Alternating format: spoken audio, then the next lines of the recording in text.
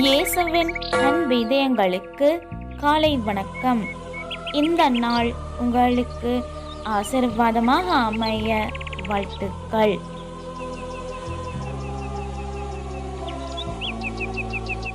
இப்புதிய நாளுக்கான ஆசீர்வாத இறைவசனம் திருப்பாடல்கள் அதிகாரம் 55 இறை வார்த்தை 22.